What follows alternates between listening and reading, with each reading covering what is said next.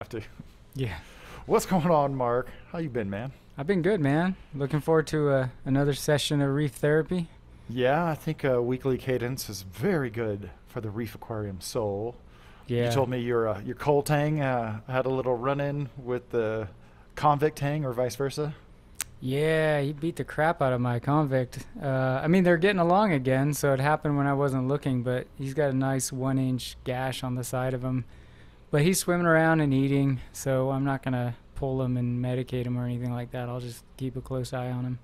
Yeah, no, that's important. I definitely do a lot of observation, and sometimes you see something in reef fish that you really feel like you should do something, but I just kind of wait until it reaches that point where, like, all right, that fish needs some TLC. I think your Yeah, fish will be fine. I have plenty of tangs that have gotten gashes over the years, and they go away real fast. yeah, yeah. It was just, you go check on your tank, look around, see if anything's unusual. And I was like, ooh, dang. So. So we have a great topic for everyone today about reef aquarium misconceptions, and it's kind of astonishing how much information we think are gospel that have not really stood up to critical examination. Yeah, it's the thing about the internet is it's definitely gives you access to a lot of information, but it also gives you a lot of access to misinformation. And without that editorial factor, there's also that repetition of information, right? People just they hear something and then they repeat it to the next person, and it becomes gospel or whatever you want to call it. Yeah. Before we get started, I'll rarely do this, but I want to plug the brand new Coral Finder 2021 edition. People are always asking, how do I identify my corals? This is a great guide that has been worked on by Russell Kelly. I actually dove with him a couple years ago on the Great Barrier Reef. And this is not going to tell you any goofy names. It's not going to tell you any made up names. These are the actual scientific names. And so in previous years, he used Charlie Varen's pictures from Corals of the World, but he's just gone out of his way to create his own photographs to really illustrate the differences between some of the common and obscure genera of stony corals. So definitely go to byoguides.com and check it out if you really want to learn something about stony corals from the Indo-Pacific. So, I got mine in the mail yesterday. oh, you did? Awesome. What did you Yep. think? Oh, I like it. Yeah, I ordered it, and I thought it was going to come all the way from Australia for some reason, but it shipped U.S., so it arrived very quickly. I was pleasantly surprised. Russell Kelly, he's been working at this. I think this is the fourth one, but he's going to start doing like an annual edition. And he told me that now he's got a kind of a new publisher that has 11 presses all over the world. Oh, dang. So yeah, I ordered mine and I got it within a few days. I was quite surprised. I want to let people know we're not going to be plugging stuff all the time, but I feel like that's a really useful tool for identifying the real names of aquarium corals. So. All right, you ready to get started on some reef aquarium misconceptions? Let's do it. This will be a fun one. It'll be a fun one because for like 10 to 15 to 20 years, I'm like, no, that's not true. That's not true. And there's definitely a lot of things people think they know about the reef aquarium hobby that they want to believe. They want to believe that this bottle of miracle cure is going to be the silver bullet. They want to believe that ABC fish eats XYZ pest, and it's just not true. So the first misconception I want to bring up is that reef aquariums are hard. What do you say about that, Mark? I think there is. I mean, they'll always have their trials and tribulations, right? It's rare for your tank not to be, you know, I don't know. You have those moments of autopilot, but you're always gonna have your little battles with something. But I think it is as complicated or as hard as you make it. Mm-hmm. Mm-hmm. It's what you choose to keep, what size it is, everything, right? And I definitely feel like if I was a newbie jumping in and I start watching a bunch of videos and seeing people with their setups, we've all been there where the non-saltwater hobbyist comes to your house and goes, "Oh, I've always heard those saltwater tanks are hard." And I think if you're a newbie and you saw some of the plumbing and all the gadgetry on tanks lately, you would also be under that impression because there's complexity in learning all those additional gadgets, right? A calcium reactor is not a very simple thing, right? You're putting CO2 into a semi-pressurized chamber and you're doing a drip rate and bubble, So, The funny thing about a calcium reactor is if you have a calcium reactor, you can't do anything with it, right? You need media, you need a CO2 tank, you yeah. need a pressure regulator, you need a solenoid valve, you need a pH controller with a pH probe, maybe even a dosing pump to feed it. But we approach all those things one at a time. But if you set Yeah. up a basic tank with no filter, a little bit of water flow, a heater, and some light, your zoanthus are never going to give you problems. If you Right. set up a similar tank with just an anemone, a pair of clownfish, man, you're going to be bored with that tank. It's just going to look beautiful. You're not going to have to do anything. And when you get bored with it, then you start diving into the more complexity of, setting up things like, I find adding this A and B solution every few days drives me kind of crazy. Oh, well, you could set up a dosing pump. Oh, what's that? And then you go down that path of learning the more complex intricacies of how you can, set up a saltwater aquarium further. But to your point, you don't need all of that. You could set up a great tank with some very hardy corals with very minimal effort. And by and large, the reef aquarium hobby, 90+% of reef aquariums are trying to recreate something very unnatural, right? Hmm. We're trying to keep soft corals on the left, stony corals at the top, LPS at the bottom, all kinds of fish and corals that do not come from the same environment. That's where the issues come, right? I have Hmm. a dedicated euphilia tank. That thing is dialed in. All my acros, I don't try to keep any trachees or scalemias in there because that would just be so hard. So yeah, reef aquariums are definitely not hard. It's like you said, it's what you make of it. All right, how about the next one? And this is one that's, oh man, this is a whole can of worms, but the fact that before someone is instructed on how to keep a reef tank, they have to have a crash course in water purification. There's absolutely this notion that you have to have a reverse osmosis unit to have a saltwater tank. Yeah, I think that's one of those perfect examples of people don't like to dive into the particulars. So a blanket answer is the easiest path. Where if you don't need an RO unit, um, you know, it's not necessarily going to help or hurt you from where from whether you treat it or not. I mean, if you have pretty good water quality and you could just get by with less. So if you take 30 people and you don't say, well, you need to dive into the particulars. Let's talk about what type of water is coming into your house. Are there any seasonal changes, this and that? That gets complicated. Whereas if you just tell everybody, yeah, you need an RO unit, whether you need it or not, it's a blanket answer. But I agree with you because it's a complex thing to deal with. It's expensive. I mean, relatively speaking. A Eh, mid-range reverse osmosis unit could cost you as much as a basic small reef tank. Yeah.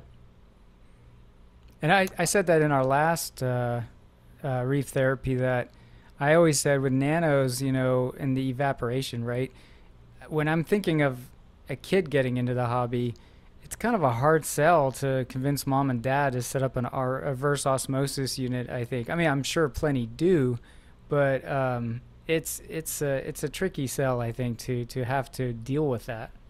It's a learning curve before you can get started on your aquarium. So just for the record, you and I started out at a time when reverse osmosis units were like very specialized. They were like, you know, very expensive, especially as a youngster, and very complicated, and you might flood and so many other things. But So I think we have a different point of view as far as like starting out with our tap water purifiers. I I know we remember talked about those. this a little bit. Yep. Um, but my water's pretty pure. You know, I have 2 ppm of silicates. I have a little bit of calcium, a little bit of magnesium, and I get pulses of copper. And instead of setting up an RO unit, I just set up a bunch of carbon blocks. Almost everything you want to remove that you really have to remove, any kind of heavy metals, um, carbon's going to take care of it. I know a lot of people are concerned maybe about like phosphates in your water, and okay, that might be one of those cases, but that information is widely available now on the internet. You can actually go to your specific municipality of water treatment and find out what's in your water before you get into a reverse osmosis unit. Yeah, I mean, my pre-RO water is 20 parts per million TDS. I don't know what is in that TDS, right? I don't know what it's comprised of. I've been wanting to get it tested. My local water supply doesn't get too into the details of Mm-hmm. what's in the tap, but and then there's the factor of okay, that's the water treatment plant, but by the time it gets to my house, goes through my plumbing, what else is added? But I've always been curious to see like, do I really need this thing, or could I get away with some carbon blocks with 20 parts per million? I do think my water's high in iron Mm-hmm. because of where I live. We got a lot of red clay Carbon, around carbon. here. That is But the yeah, most effective way to take out iron. But the other thing with the RO is people assume that reverse osmosis is absolute, but it works on percentages. So if you have high copper or high iron or high phosphate, you're still going to have a percentage of that getting through. And, it's like, all right, well, then you add a DI, anion, cation, mixed bed resin to your after your RO, but then now you're adding a whole bunch more complexity where it's like you could fix that with just the carbon. yeah, I agree. My new tank that still hasn't come yet, but I've debated, do I just fill it up with tap water and then I've got some old RO housings, right, pre-filter housings, and I could just throw Mm-hmm. some carbon in one and throw maybe some $20 DI resin in the other and run it for a couple of days with a power head, That's while the that's tank is another circulating. one that just seems like you're not really connecting the dots. When you set up a brand new tank with purified water, the whole point of a new tank in order to get the cycle going is you kind of need to get it dirty. You're going to be doing a lot of processing before you put anything in there. So just fill it up with tap, man. Just fill it Yeah. up with tap. But it's always just sat very strangely with me that seawater is well known to have pretty much every single element on the periodic table, and we go to such great lengths to strip everything out just so we can add it back in. And I get it, maybe, if you have very high, very hard water, a lot of calcium, a lot of carbonates in your water, if you use a readily available salt mix, you might be starting out with very elevated levels. But that should be taken on a case by case basis and not a blanket. Oh, you need an RO purification center. Yeah, I mean, I think if people are willing to get into the particulars, look at what your tap water analysis looks like. Maybe evaluate if there's seasonal changes like spring runoff and stuff that maybe brings in some extra factors that you're worried about. Um, and then make a decision based on that, but don't go on the gospel that everybody needs to purify their water, right? And that's That's a why you see like threads online where people are like, "Oh, I run my tank on tap water," and it's like, "Oh, you're such a rebel." And it's like, well, it probably did works for him. It may not work for the next person depending on their water source, but they're neither person is wrong, or in a bad place to set up a reef tank. You may need it, you may not. It's a decision. Um, that's a great point, though. You talk about seasonal changes. So, before I started up the studio, I set my water off for ICP testing a few different places. They concurred on the the silicate level in my water, but none of them showed the copper. It took me a while to figure out they had a copper, and that was coming in pulses. And I don't know where it's coming from. Again, it's seasonal. It's like very intermittent. And I'm like, you know what? Screw it. I'm just gonna use a ton of carbon blocks. So that works for me. All right. You got any other misconceptions? You want to take the next misconception? You got one at the top of your brain? I've got a couple. I don't. This goes a little bit back to the naming conventions of corals, but more generic in the sense that you have these stereotypes around the care of corals, whether they're LPS, SPS, softies. Good one. And it drives me crazy because you know, there are LPS softies that stonies, yeah, stony soft corals. You know, whether the polyps are small or large, right? Like they doesn't really dictate necessarily what environment they come from, what kind of type of situation they would thrive in. And even when you talk about soft corals, many soft corals that are considered low light, or that regard high nutrient low light, yes, they may tolerate that, but you put some of those type of softies in a high light, high flow environment, and it's a different coral. It'll thrive. It'll be so then the question is, well, it's like, all right, which do you think it actually prefers? That's an excellent point. The SPS and LPS, small polyp stony, large polyp stony designations came from the aquarium hobby, and it's just a generalization. Mm-hmm. And what do you do about those corals in the middle of the range? Is a Cyphastria, is that a small polyp coral, or is that a medium polyp coral? Leptoceras, I would say that's a small polyp coral, but that grows really low. And the same thing what you said about the soft corals. When you're diving the reef, you'll find a lot more soft corals in the shallows and really bright water, and then you find a good amount in midwater. But once you get down deep, you might find a few sarcophytons, but the only soft corals down there are non-photosynthetic. Once you get down into the really low light reef, there's going to be photosynthetic stony corals, but non-photosynthetic soft corals. But that's a great point. LPS and SPS is just a loose category. Very, very loose. And you see like PAR recommendations for SPS corals and PAR recommendations for LPS corals, and I don't quite understand that. Mm-hmm. Again, I see the point of you can get away with spending less maybe in lighting and flow for certain types of corals because maybe their range of tolerance is a lot larger. Mm-hmm. But if we're in the hobby and we're trying to grow these corals as well as possible and as nicely as possible, I think throw softies in high PAR, right? Like that's to me, that doesn't make sense that you would make those recommendations, especially with LEDs where you're not necessarily spending less money. You have the same set of lights, but you're adjusting the values in your little app, right? Mm-hmm. And like these are the recommended values for an LPS tank, and these are the recommended. You should put your violets to this and that percentage for SPS, and it's like that makes the most sense to me. You go scuba dive, or better yet, go snorkel, because you go into a shallow environment.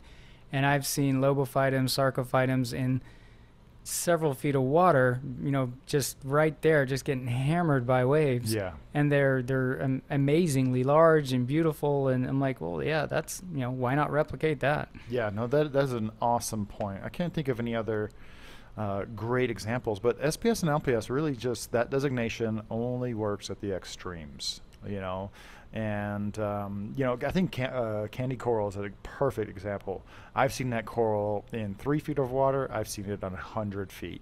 It grows very different, but it'll be the same strain, but it's also acclimated to those conditions. So definitely be mindful of what you think SPS and LPS means. That was a good one. I didn't have that one on my list. I've seen tabling acros like down 100 feet, right? So anyway. All right, well, since we're talking about SPS, oh my God, I just want to bang my head against the wall when people are waiting like 3 to 6 months, A, to add corals to their reef, B, to add SPS to their reef. And I guess it's kind of a two-parter. Let's just start with people should be cycling their tanks with corals and not fish. What do you say about that? I agree wholeheartedly. It seems rather cruel to use like a fish to get the bacterial thing going in an aquarium. Whereas, obviously fish waste and all of that has bacteria in it, and you've got bacteria in a bottle these days. But a coral is an organism that is farming, dinoflagellates in its tissues that require fuel, and it's usually on a little piece of rock or something that's loaded with bacteria and other microorganisms. It doesn't care about, how mature your tank is. It's, to me, some sacrificial frags is the better way to go, and actually contributes to the jump starting of that biological life cycle, or whatever you call it, the nitrifying cycle and everything else. To me, it's akin to like adding fast growing plants to a freshwater aquarium to get it going, versus like, I'm going to burn this fish's gills with ammonia and hope he makes it, that just. So that's a great point. I think it's safe to say that the roots of the saltwater aquarium hobby started in the freshwater world, right? That's what you would do. It's supernatural to take everything you know about freshwater. Let's rewind it to the 1950s, 1960s. You would just apply the same principles of freshwater to your saltwater tank and proceed from there. But man, it's been like 70 years of saltwater aquarium keeping, and no one has ever explained to me any mechanism by which a coral can be affected by the low levels of ammonia or nitrate. So just to get a little nerdy on folks, ammonia and nitrite interferes with hemoglobin's ability to absorb oxygen, and that's what burns the gills of fish and keeps them from being able to breathe. But corals don't rely on blood. They don't have blood. They don't have hemoglobin. So as far as I can tell, I mean, obviously a certain level of ammonia they're not going to be happy with, but you're usually feeding the fish a ton of food, not the corals a ton of food. And like you said, they're a self-contained little micro ecosystem with all kinds of bacteria on and inside of them and their bases. And yeah, cycling tanks with fish is just, that should become an archaic practice. Well, and when you take somebody that waits, 3 weeks to fill up their 200-gallon tank with their 20-gallon per day RO unit, and then they put dead rock in it, and then they put some fish in it, and then they wait, half a century before they put a coral in. It's like, I don't know. It just, there's so much wrong in that, in my opinion. I get it that, it's natural for the hobbyists and stores to have people go slowly and proceed slowly.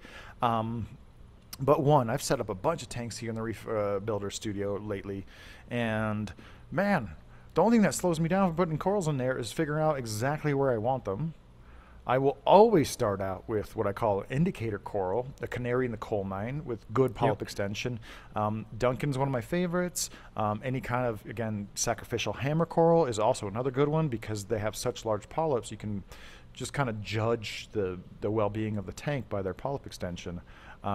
But if you add a bunch of corals at once, that is akin to literally adding live rock to your aquarium aquascape, right? Even the poop from the coral is just going to be like little squirts of bacterial diversity and microbial diversity that's going to get your tank started in a way that adding fish won't. Not to mention, they're not going to have nearly the same impact on your aquarium. If you want to wait a long time to cycle your tank, do it with corals. Don't do it with fish. Yeah, it's funny too. When people have had ick problems and they have to go fallow on the reef, right? They take all their fish out.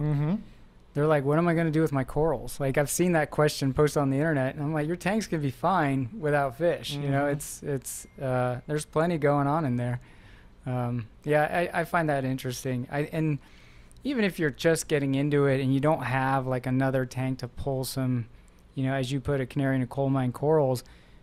I mean, the sacrificial cheap fast growing corals, right? Like they're not expensive. There's usually somebody that can, is trying to get rid of something that you can take a few frags of, throw it in And there we're if you talking really corals here. Coral, not zoanthids, because zoanthids will live in a Right. toilet. Yeah. And a few other corals too, but man, straight along those same lines, and I'm going to bring in like a great example that almost everybody's seen is like SPS corals, they don't care how old your tank is, right? They do not care if it's an hour old or a year old. All they care about is that you can maintain the chemistry, right? That you can maintain your parameters. Yeah. I get it that people want to be cautious. Again, we're not like dogging people who take their time. We just want to point out these facts that like the coral doesn't care how old your tank is. It doesn't care. An acropore does not care if coralline is growing in the tank. Well, and I get to some degree the uglies, as they call it, right? The phase where you go through maybe some diatoms and some other stuff. Those type of breakouts can irritate some corals, right? But I would rather be dealing with those with a competitor like corals in my tank and whatever they bring along for the ride, right? I mean, you see it with people battling dinos, right? They're starting to add more diversity, and that helps fix that that lack of equilibrium that lets dinos thrive, right? So again, yeah, there's some corals that are not going to be too happy with a cyano outbreak, and you might have to go in there with a turkey baster and clean them off and stuff. But there's plenty of corals that'll do just fine in that kind of environment and help, in my opinion, and this may be anecdotal, but help you along the journey of getting out of the ugly phase with your tank. Yeah. Well, guess I'm privileged to have so many corals now. I can set up a tank instantly, and the thing that slows me down the most is like, where do I want to put the corals? But one great example of this whole issue of cycling reef tanks and SPS corals is like you go to a reef show; those are all instant aquariums. I get that they're not feeding them. I get that they're not long term, but for 3 or 4 days, those corals look amazing, and there's no fish in there. There's no fish in there to pollute the aquarium. All right. Do you have another misconception you want to bring up? This one I think is now a little more. I think people are more knowledgeable on this one, but in the past it was a common misconception, and that was protein skimmer sizing. I mean, one, is a protein skimmer even necessary? That should be the first question sometimes, based on how you set up your tank. But there's been a lot of examples of oversizing a skimmer, and you see tank ratings for skimmers. Now you're starting to see the ratings be more driven towards the biological load, which is good. I think that really helps. I think Red Sea does a good job on their Red Sea reefer. They have like a, what is it, like, just generalizing, right? Like a 100-gallon SPS tank, a 200-gallon, mixed reef tank, and then like a 300-gallon, fish only tank. So that's definitely the better way to do it. Tunzi was, I think, one of the first to do that with their skimmers. I remember they would have recommendations based on bioload. But yeah, I mean, that one I think is a little more common. Somebody just getting into the hobby may not be aware of that. But, I would rather have an undersized skimmer than an oversized skimmer any day. Really? You wouldn't have larger skimmer and just kind of reduce the air or reduce the flow? I know you did this for a while where you ran your skimmer like 6 hours a day or something. A long time ago, yeah. I mean, I'd rather have a large skimmer per se. But I'd rather have an easy to use skimmer. Actually, I don't really care on the size. Yeah, a reliable one. I haven't. I mean, the only DC power skimmer I've used is a Tunzi on a smaller tank. But so those are great because you have more levers to pull. But back in the AC skimmer days, we're still in those days. Yeah, well, my current tank runs an AC pump skimmer.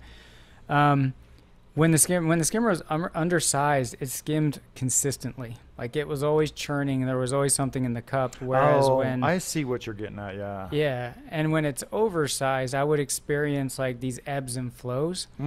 I can't say one is better than the other, but I like consistency. I like knowing like this many days I got to empty it, clean it, and I've had it where the skimmer does nothing, and then boom, all of a sudden I don't know if the proteins in the water build up to a certain threshold, and then all of a sudden it's able to produce enough foam to do something. But in that regard, I find an undersized skimmer a little more manageable.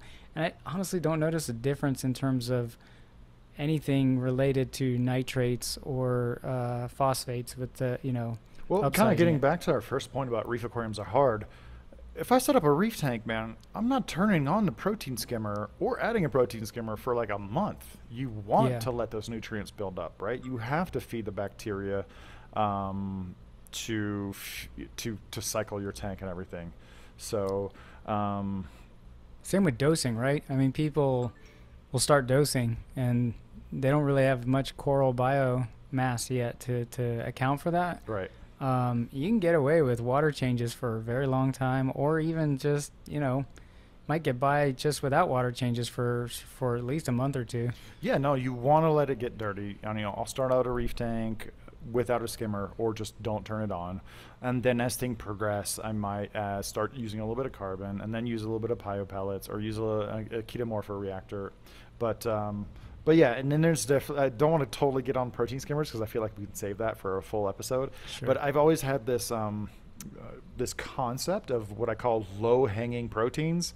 Like there's some heavy proteins that are really easy to remove, and then you just have to work that much harder to get like the medium weight proteins, and then the lightest scum it's diminishing returns when it comes to protein skimming. All Yeah, I right. agree. All right. How about reef safe? Hmm. I think reef safe is less useful than SPS and LPS designations. Reef safe does not mean what you think it means. Yeah, what is reef safe? Like, what is the definition of it being reef safe? Let me right? try.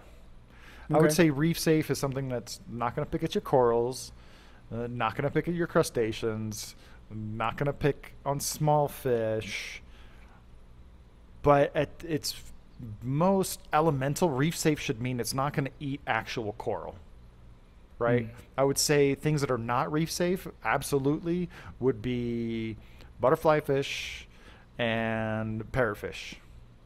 Because you see people keeping orange spotted filefish in their reef tanks, but Yep. they literally eat coral. But by the very definition of reef safe, you would say that an orange spotted filefish is not reef safe, right? Well, and what I've learned with angelfish, the larger angelfish, right, is they can be, in my experience, rather particular about what corals they like to eat. So, you can throw a regal angel into a reef tank, and it'll, in my experience, annihilate your zoanthids, probably go after your xenia, but that's it. I mean, I had LPS clams, and I mean everybody's experience varies with angelfish. Mhm. But the best advice I ever got from someone who was really into angelfish was, if you really love the fish enough, you'll put it in your tank. It'll eat what it eats. You'll realize which corals you can and cannot keep, and you just adjust course. And now you have a nice reef tank with a more specific set of corals, but with a really nice angelfish. And I mean, in a way, that's still like it's reef safe for that reef, for that particular reef aquarium. It's so In funny. that regard. Angelfish are my favorite, but I have tons of tangs because I cannot enjoy a reef tank when an angelfish is picking at one thing. I added a flame angelfish to a 100-gallon tank with a huge variety of corals, and it only picked on the Pasillipora and then like one Duncan. I had to take it out. I just couldn't do it. I just couldn't let it be in there, like picking on just a few of those corals. But you're bringing up a great point, and a few fish that would be considered not reef safe that you can absolutely keep in a reef tank would be lionfish, groupers, Mm-hmm. tuskfish. Like most of those guys, they're not going to eat your.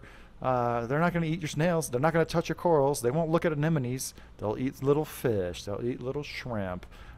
Tusk might toss some things around that aren't nailed down, but even some of the larger wrasses, right? They get like say, and it changes as they get bigger. I think a perfect example would be a Lenardi wrasse. They're so small and beautiful. They're kind of like a femininus, But man, a full super male is going to get like 10, 12 inches with some, serious dentition to literally pick up a good medium-sized coral to see what's underneath it. Well, it's funny you say that about the tuskfish, right? For me, that's a fish I've always wanted, but I have a hard time accepting the risk of losing like cleanup crew, which sounds so funny because that should be way more sacrificial. Snails are cheap, right? Right. But that's the one thing that keeps me hesitating. But when it comes to angels, I really don't. I mean, I don't keep very rare, expensive name brand corals, but so I'm happy to adjust course with what kind of corals I keep for a fish that I really like. But when you start messing with like shrimp and snails, then I get kind of annoyed. Yeah. No, I mean, I guess it's safe to say that reef safe is a useful definition, but it's also very fluid, very much dependent on what kind of fish we're talking about and what kind of corals we're talking about. So, Well, it's we said it with the RODI. It's a blanket answer when really the solution is to dive into the particulars, right? Is this fish reef safe? Well, that depends, right?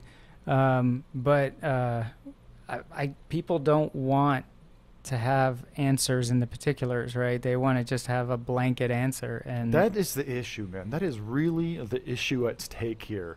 If you want just a silver bullet answer, this is going to apply to everything that we're talking about. It's a very broad generalization, and reef safe is definitely one of those words. I'm just like, is that really helping? yeah. All right. Along those same lines, man, that people want to believe something. It just kills me when people say that spring-eyed damselfish eat flatworms, or dragonface pipefish will eat, red bugs, Tagastes acroporianus off of your acroporas. And I just find that simply untrue. Man, I have just like non-damaging flatworms on some LPS corals in my 100-gallon tank. I got 8 spring-eyed damselfish in there, man. They don't go anywhere near the turbine area that actually has some flatworms on it. And I know that some wrasses will definitely do it. Some wrasses can be trained to do it, right? If you're blasting flatworms and kind of showing them that there's a little bit food bits on the coral, some of them can be trained, but man, there's a whole bunch of information. I was like, oh, you have this problem? Just buy this fish. I saw somebody posting about a blenny that eats Aptasia. Yeah, so the Molly Miller blenny is one of those hidden secrets that eats Aptasia. It's a blenny that eats Aptasia. I've personally never had one in my own tanks. I've kept them at aquarium stores, and yeah, sure enough, they're not going to eat like your giant Aptasia, but they're going to eat like little ones that, they don't have the dentition to like get into the rock. But if there's a small Aptasia just kind of in plain sight, yeah, they'll definitely eat them. And there's a lot of uncommon knowledge like that. But there's also more urban legends about fish that are supposed to do something that actually don't do that. I've always had the question of, especially when it comes to fish, if they'll eat Aptasia, what else will they eat, right? That's an excellent point. I think a great example for that is the bristletail filefish, right? Yep. So wild specimens. I've had some wild ones, ate the hell out of Aptasia, and, then got a liking for zoanthids. But one thing where aquaculture really steps in is I believe biota trains their bristletail filefish on Aptasia, and then they've never seen anything else besides prepared foods. So you put those guys in an aquarium, I think it's really rare that those guys will pick on something else. Not out of the question, but I have one that surfs back and forth in the back partition of one of my aquariums. He goes back there, eats Aptasia, swims over to the main display, and eats some more Aptasia. It's really cool. Yeah, I remember doing a behind-the-scenes tour at the Georgia Aquarium, and they had an Aptasia problem, and they put a bunch of raccoon butterfly fish in, which at the time backfired on them because then they found that it was eating some other things as well, and they were trying to catch them and get them out. And that just, to me, it's like, well, if you eat, an Idarian, like, I mean, they can have their preferences, right? Just like the Regal Angel would eat my zoanthus but not really touch any fleshy LPS or anything like that. But um, especially when it's a fish that you're using to target a pest, I'm always like, they're omnivorous, and it might just be, they're not going to exclusively eat that, right? I'm a big critic of aquaculture. I feel like they should be doing more to make better fish, and that's a whole nother session. But this is one of those cases that, if you raise a bristletail filefish in captivity, it's never seen any other critter. It's never grazed on the reef and have the buffet of different food items available to it, and you've fed it prepared foods and you've presented it with Aptasia. Man, those fish are going to hit the aquarium being a pretty model citizen. So that's a question for you. This is something I've heard a lot, and I've been skeptical of. Fish that are known to eat corals but are captive bred and captive raised, I often hear them being as described as like, oh, well, those are reef safe, right? These captive bred Singapore angels have been raised on pellets, and they're reef safe, and they're not going to eat your corals like the wild ones do. I'm skeptical of that.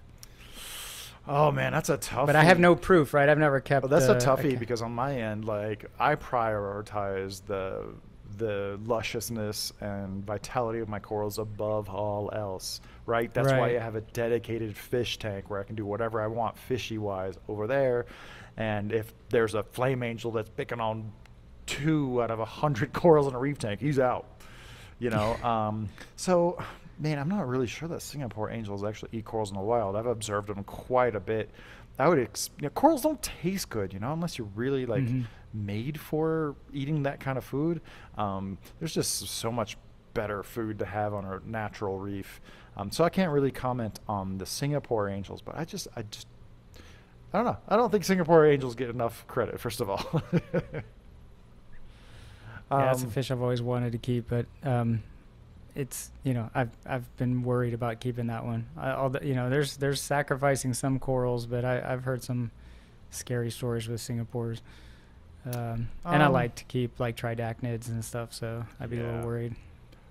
Tridacnids are giant clams for the uninitiated. Yeah, He's talking that old school talk. Tridacnids. All right, here's one of my favorites. I don't want to get that wrasse because it needs sand, and my tank is bare bottom. I've fallen for that one. First of all, fairy wrasses, flasher wrasses, 6 lines, 4 lines, cleaner wrasses, they don't sleep under the sand. They go find a rock and go underneath it, and just go find a nook. Leopard wrasses, anamses, including femininus, including the Lenardi wrasses, they like to sleep in the sand.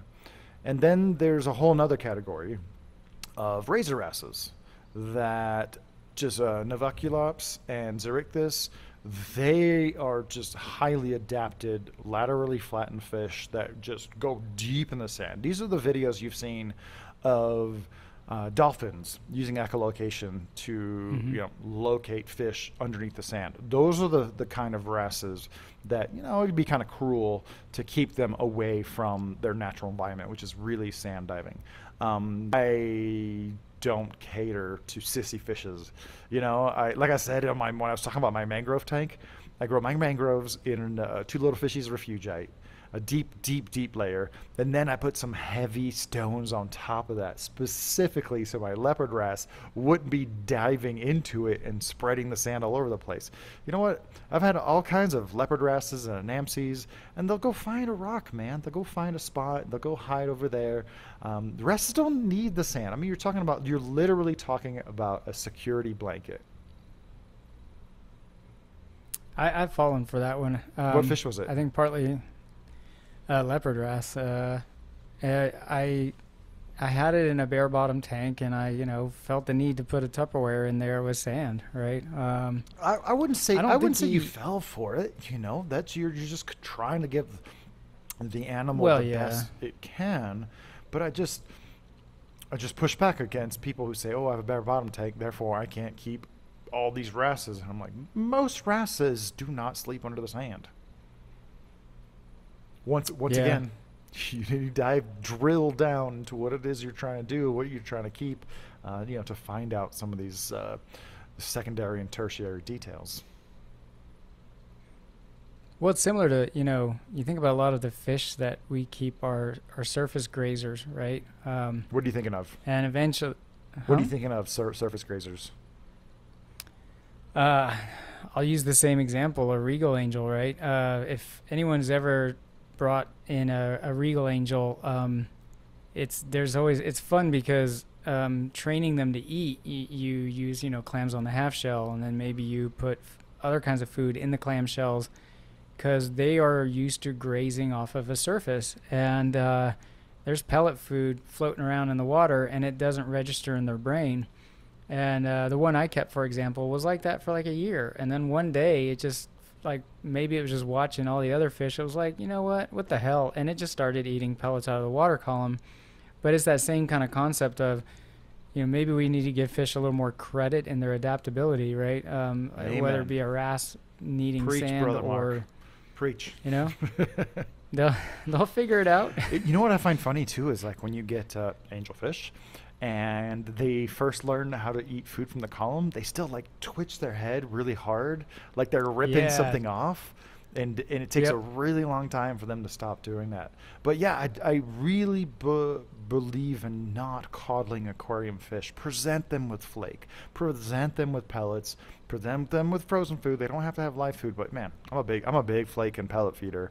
And to me, once a fish is eating flake or pellets, it's like home free, like a tricky fish, like a regal angelfish.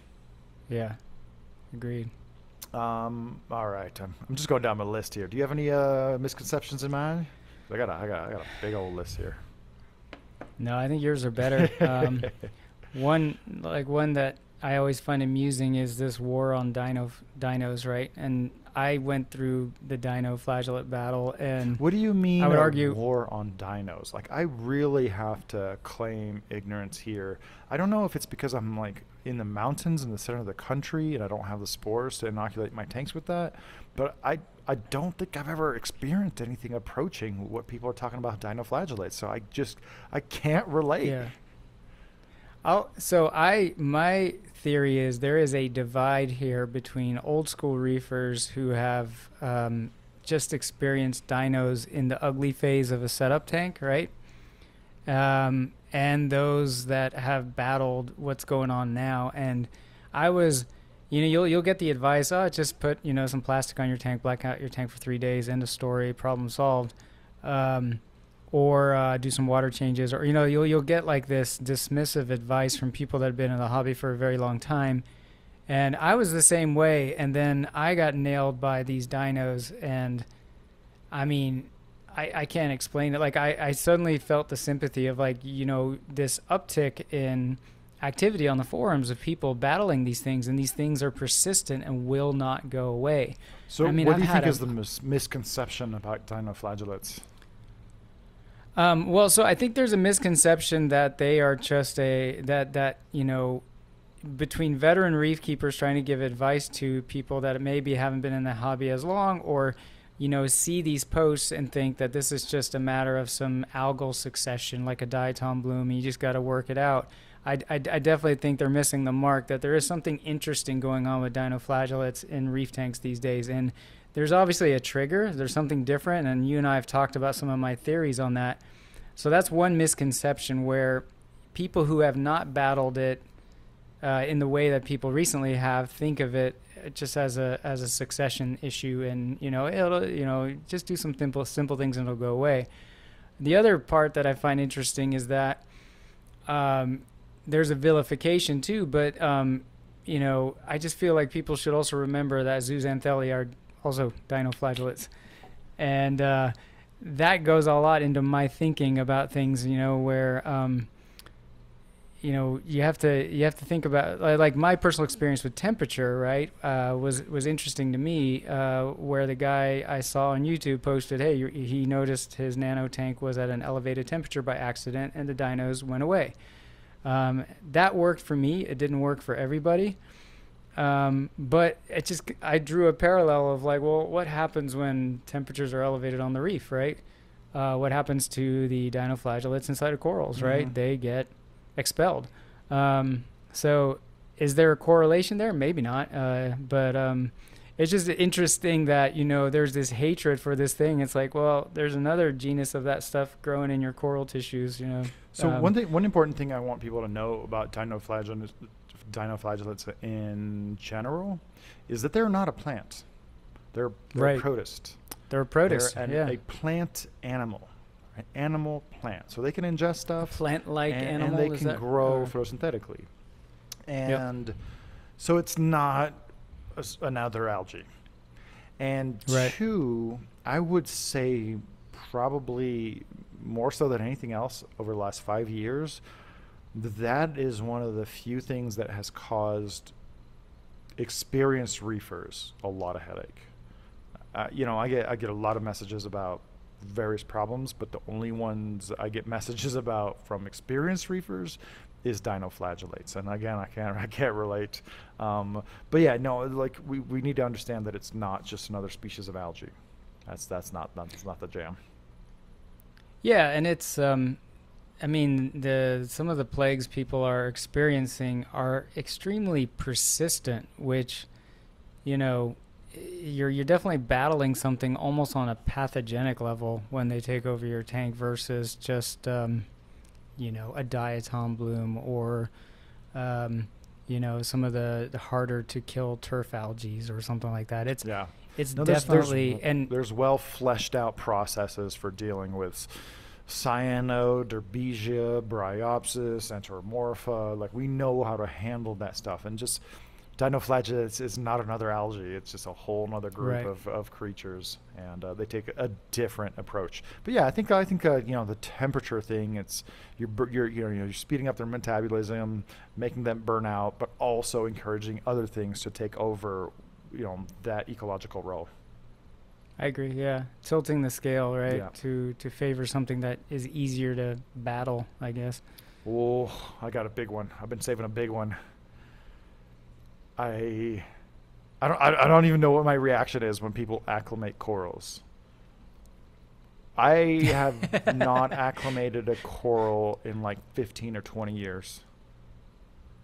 Again, it's like I acclimated. I did everything we were told to do, like freshwater fish and then saltwater fish, and acclimated my corals. And then, I got a degree in marine science and learned more about how corals actually work.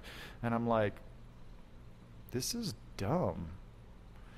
Acclimating corals demonstrates a fundamental misunderstanding of how corals actually work. It kind of goes back to what we were just saying as far as cycling your tank, right? Corals don't have blood.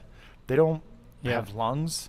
They don't respire. They rely on diffusion for all of their respiratory needs, getting rid of CO2, bringing in oxygen and getting rid of waste, bringing in minerals and nutrients that they need.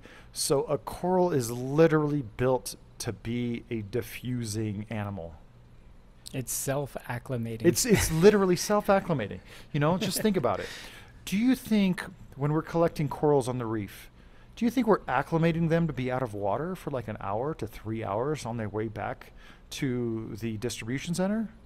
Do you think they literally take the time to acclimate freshly caught wild corals that have been dry for an hour into their new systems? Do you think wholesalers acclimate thousands upon thousands of corals when they get a new shipment? Now, I do know that stores might acclimate corals because they might be dealing with a few dozen or like 50 or 100, but they're self-acclimating.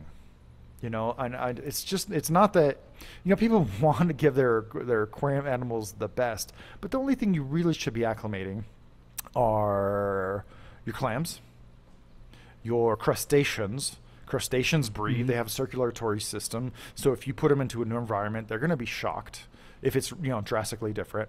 I do not acclimate fish I buy locally, but I will absolutely acclimate fish that I get in the mail, but I will take it to the next level. I'm not floating fish. I'm not dripping fish. I'm literally measuring the temperature, measuring the pH, and exchanging water until it gets close enough. Usually within, 1 degree and then zero point 0.1 pH. But I'm paying attention to the details. I worry about salinity, not so much for corals, but when it comes to acclimating fish, inverts, echinoderms and shrimp and all that, I worry mostly about salinity. I don't worry at all about temperature. Again, go scuba dive or snorkel, and you'll swim through several different gradients of temperature, and a tide will come in, and the temperature will change. Yeah, pycnocline for density, a thermocline for temperature. Right. Like you literally can be swimming through open ocean water, and you'll hit a cold layer or a warm layer, and you see fish swimming all through it. They don't care. Well, it's funny when you see people with controllers and they keep their temperature like fluctuating less than like half a degree, so the relays in their controllers are like on off on off on off to maintain this perfectly flat line of a temperature. That doesn't happen on a reef, That's a reef doesn't stay a steady 78 degrees. That segues. So I don't worry about that. That segues perfectly into another misconception about stability. Absolutely, for sure, on a very long timeline, you want stability, right? You want, a pH range. You want an alkalinity range. You want a temperature range. But just like what you said, you don't see corals bleaching at high latitudes, do ya?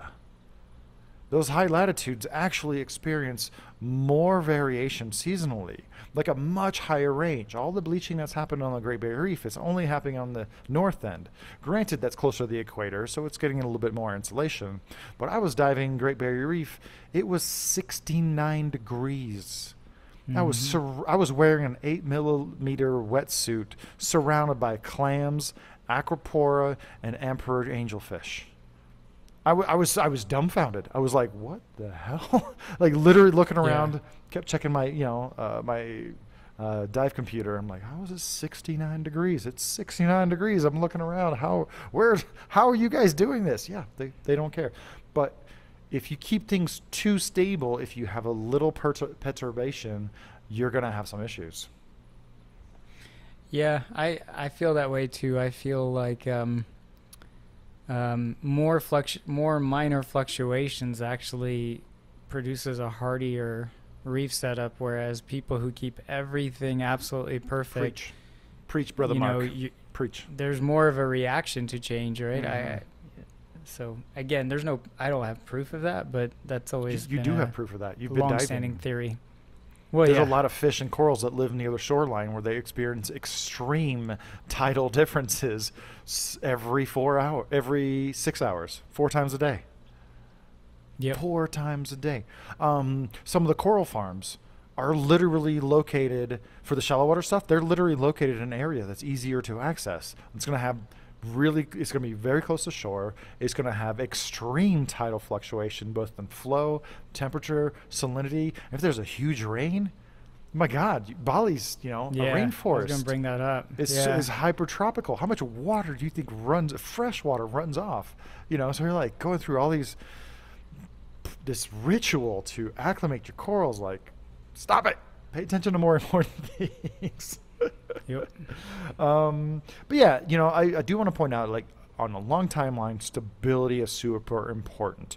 But if my alkalinity spikes for some reason, I'm doing everything in my power to bring it down immediately, right? I don't have those issues, but on the same note, if like, let's just say I ran out of buffer or something in my dosing pump, and I test my water and my alkalinity just hit like 4 or 6, I will not hesitate to give it a few glugs of buffer, totalating, let's say, up to a liter of buffer for 500 gallons of water, over the course of a few hours to bring it up to 9 or 10 of that day. Same thing with calcium. Yeah, I mean, I agree not dumping it all too quickly in the sense that you'll get a lot of precipitation or huge pH spike.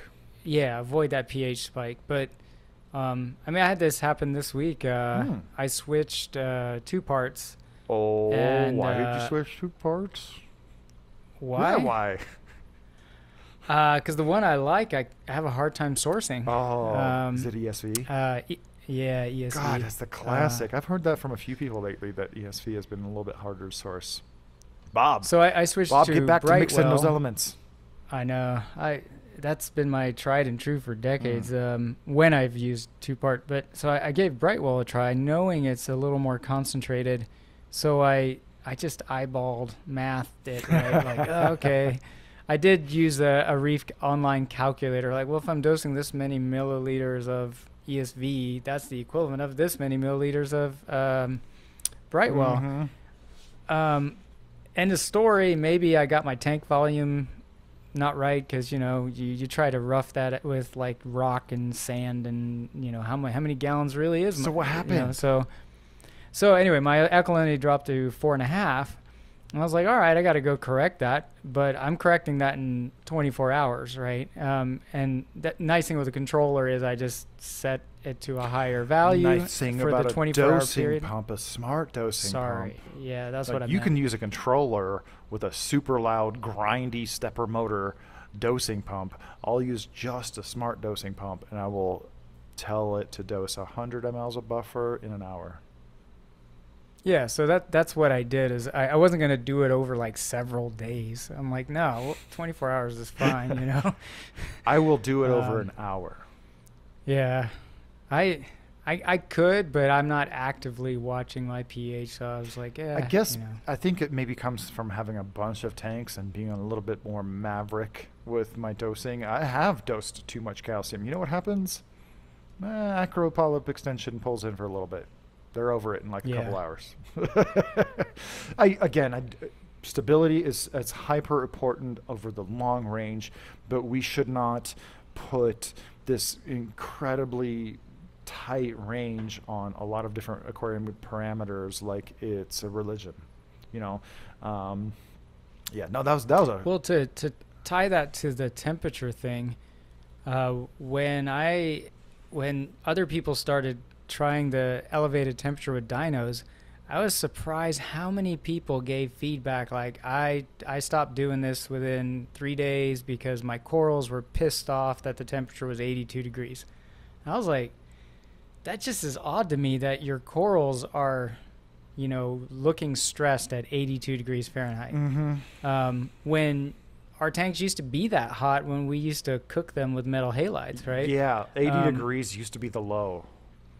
but maybe it's like what you said, maybe these tanks are kept in such a tight parameter range that, all of a sudden going to 82 is like these corals are like, what the hell's going on, right? Versus maybe in my tank, they're like, yeah, okay, let's go for this ride. Let's see what Here's a happens. fun fact for you.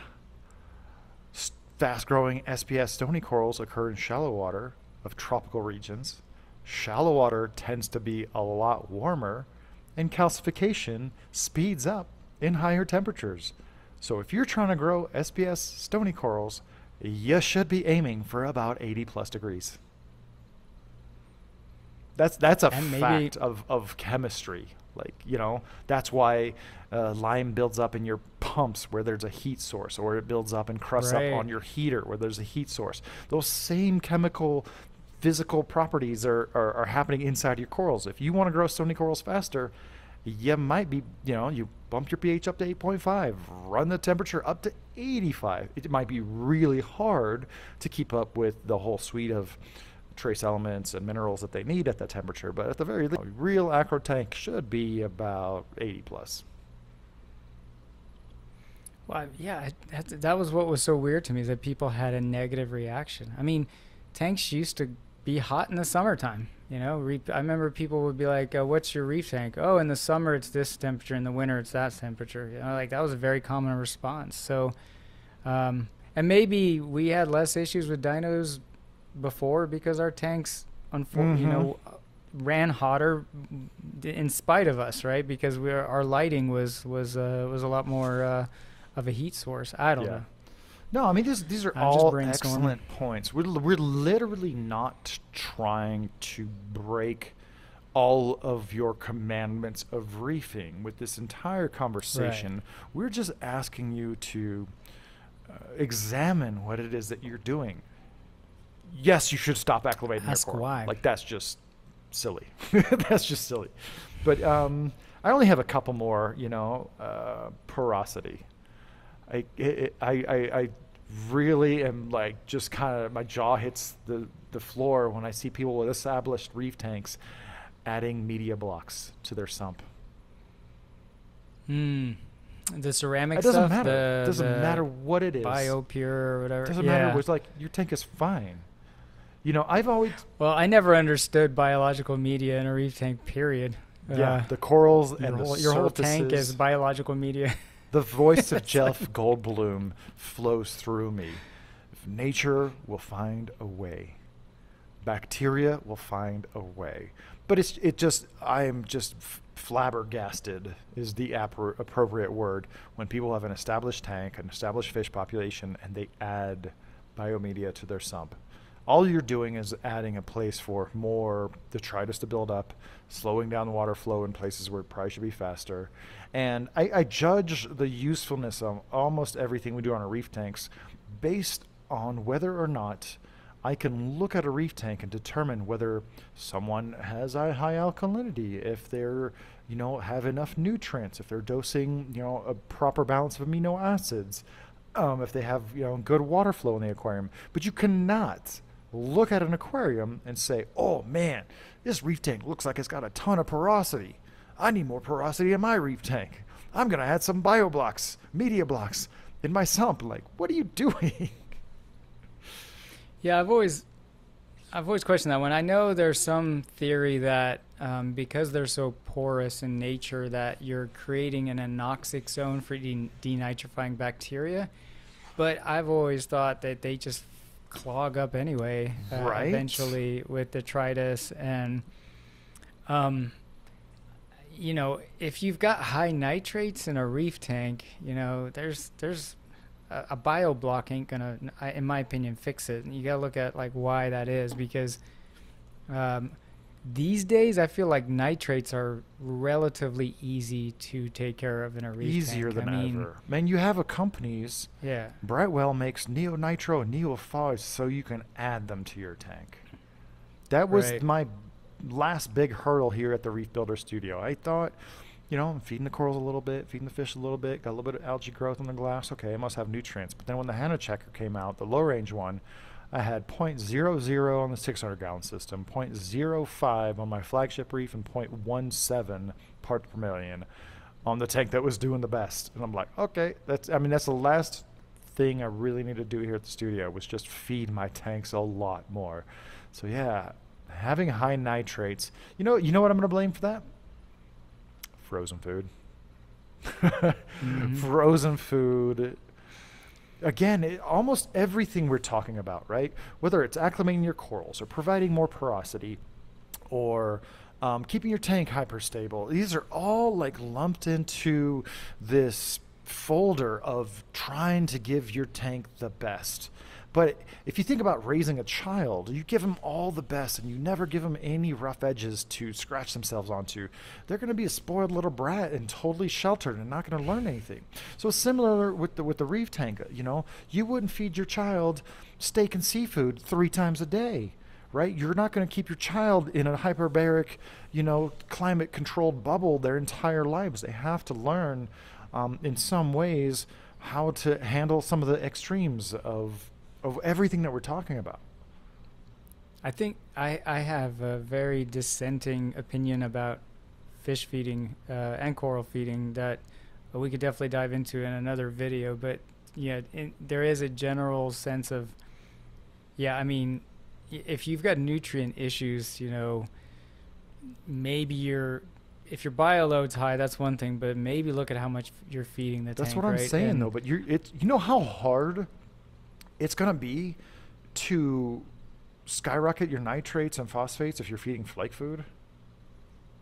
It's like it's economically impossible. You know how much buckets of flake food you'd have to have? But with frozen food, it's so concentrated. Not only are you fattening up your fish from the inside, but so much of that goes undigested, goes straight into your water quality. Yeah, I've never been much. I mean, I like frozen food here and there as a treat, but I swear by just pellets and flake. And it's just funny, you're gonna feed your. Nothing wrong with wanting the best for your fish, but it's funny to see people like feed their reef tank this diverse, like you said, steak and mashed potato meal every night, Twice a and then day. like their dog gets like the same kibble every Right. night. You know. It's just we want the best for our aquariums, but frozen food should be three things. One, it should be for conditioning new fish. They've had a long ride, they've lost a lot of weight, they need to settle into the aquarium. New fish. Conditioning fish for breeding, right? This should be for, Mhm. when you really need to get a high quality eggs. If you're a breeder, you know who you are. That's when you feed frozen food all the time. And three, as part of a balanced diet of flakes and pellets and grazing the aquarium and, whatever they can find breeding within the aquarium. Yeah, out of sheer laziness, I've been most 95, 90, sometimes it's like 99% of the time, I just feed pellets and flake. Right there with you, brother. Knock on wood, because I'm probably, this is going to curse me somehow, but I have never, full confession, I've never had a tang with lateral line issues ever in the hobby. I have, when I'm specifically treating a Zebrasoma purple tang for ick with copper With for copper, a while. yeah. Or in cases where I added just a little bit too much carbon to the tank. Yeah. But those are very But well if you run- explainable. But yeah, I'm right there with you. I think the first food that really turned me onto that was New Life Spectrum. Man, I have grown some big old fat fish on That is 99.99% the New Life pellet Spectrum. of choice for me. Yep, that's what I predominantly use. I've started trying some other pellets to mix in, just because why not? But I mean, the Regal Angel I had for more than a decade, he was raised Yeah. on pellets, right? And sure, somebody's thinking, well, he would have lived 20 years if I had fed frozen food. He would or have something lived more 5 often, but years if you fed him exclusively frozen food. I love how this whole Yeah. misconception thing is just now like we're focusing on overfeeding. But yeah, he would have lived Yeah, we could half as save that long for- if you fed him exclusively frozen food because he would have been a super fat boy. But we want to save some of this material for a future episode on specifically nutrition. But yeah, again, I don't want to be chastising anyone for doing any one of these particular things. It just really goes into people, killing their aquarium with kindness. Yeah, I mean they want the best, and if you can, if you want to use the best of the best of the best for everything because you're passionate and you care, and there's more power to you. That's great. But to your point, it's important to question some of that stuff, and also not to chastise people that maybe do it a little differently. I've been working on that my entire life. I'm kind of bad at being like, no, you're doing it wrong. Stop it. Yeah, I'm always intrigued, right? When like the guy that runs his tank on tap water and the tank's phenomenal, you're always like, okay, hold on, what's going on here? I'm always fascinated, right? In one of the previous episodes, I talked about, the ultimate flex for me would always be like, oh, what kind of skimmer you running? Like, oh yeah, that thing broke like a year ago, Yes. and you're like, oh, okay, cool, interesting.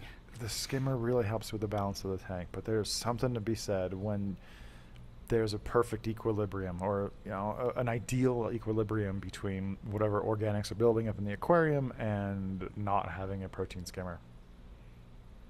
I know we're running long, but there's one I wanted to ask you about your opinion Sure. on is pH. Oh, what about pH? Well, elevated pH definitely improves coral Mhm. growth.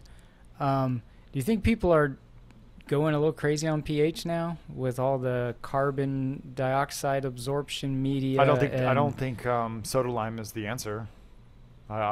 Or like Pull your air in from outside. tapping a hole for your for your airline for your skimmer to the outside world, which I don't know. I do think. Here's the thing. Like, again, pH and calcification could be its whole session overall. We'll probably revisit that. Yeah. But there's kind of a catch-22, and I've experienced this too. And I'm in my own personal pH club of 1, I call it club 8.5. And when I scratch 8.5 with the tank full of corals, you can easily 8.5. You hit 8.5 on a daily when you don't really have any corals in there. But it's like a race car. You're driving it faster, and so it makes it so much harder to keep up with mineral demands. It makes it so much harder to keep up with nutrition. It makes it, that much more of a challenge to supply amino acids and just all the things that the corals need. So when it comes to obviously, you need to dive into the details. If you're growing zoanthus and soft corals, who cares? Who cares about the pH? Yeah. If you're growing LPS and Euphilia, maybe a little bit of an effect. But if you're growing acros and you're farming acros, you are wasting your time if you're not at least hitting 8.3, 8.1 to 8.3. That's a good point. I guess if you were in the coral farming business, that'd be one thing. For me, I've had SPS dominant tanks. I've had, all kinds of flavor of tanks. And especially when I was running calcium reactors, I was always in the 7.9, 8.0 range on the Reef. If I wake up and my pH is that low, I will shed a tear. I've just never had problems. You're not wrong. There's something to be said for not giving a hoot. And you know what I meant to say. For not giving a hoot. There's something to be said for not growing your corals fast, right? Having an aquascape kind of slowly evolving, right? Like, all right, my nano tank up front, I never dose it. I have no idea what the pH is. It's had 2 water changes. It went 1 year without a water change, and it's had 1 second water change since then. Those corals grow. They grow just fine. Right? Yeah. There's some actual acans in there. There's 2 euphyllias, some green star polyp, a couple soft corals. I don't care what the chemistry is. I don't care what the pH is, right?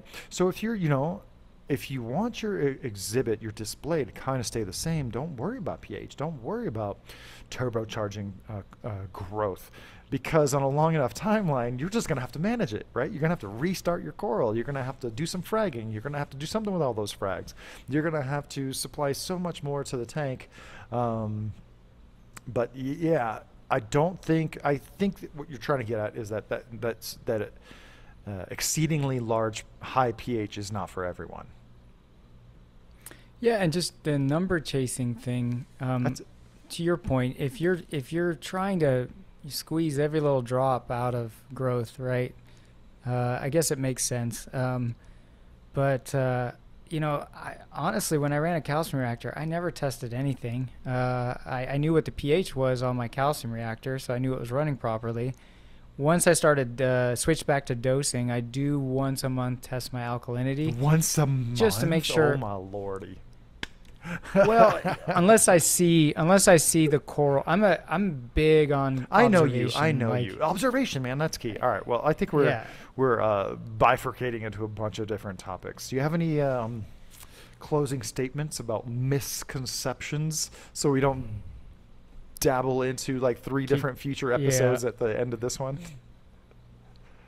Yeah, no, I don't want it to be. I don't want anybody to interpret this as cynical or chastisey or anything like that. I just it's good when you get advice to understand the why behind it, and I think it's important to dive into the particulars, right? Don't look at some guy running a tap water tank and think he's doing it wrong, because you don't know what his water quality is like. When it comes to fish feeding or anything like that, like, I hate when people get preachy about it, and you could argue that we're being preachy, but I'm more talking about the people that... It's not preachy when we're telling people to give an extra level of consideration to what they're doing and why they're doing that. We're not saying, don't do this, except for coral acclimation. There's absolutely no reason. Except for coral acclimation. But yeah, we're just urging... This is a hobby. It's cerebral. It's multidimensional. This is why we're here, to think about this stuff, to understand this stuff, and don't just go repeating and what someone else said or repeating what someone else did. think and be critical about everything that you are personally doing. Agreed. Very cool. Perfect. Well, on that note, Mark, thank you so much for another awesome session of reef therapy. I feel a little bit lighter every time we get some of these things off our chests. And yeah, I hope the viewers and the listeners have found this informative, and very appreciative of everyone tuning in. Yeah, I look forward to the comments. I'm sure there'll be some folks with their own ideas of some misconceptions, or maybe they're doing some things that, they feel are not common that other people are doing. And that'll be fun to read. So, but yeah, thanks, Jake. This was fun. Yeah, I had a few more items on my list, but we're already running long. So if you have some major misconceptions you want to bring to light, make sure to pop those down in the comments of the YouTube video. I know you can't really do that in the podcast format, but thanks everyone for tuning in. Make sure to catch us on your favorite podcatcher, and we'll catch you guys for another session of Reef Therapy next week. All right, Later. see you guys.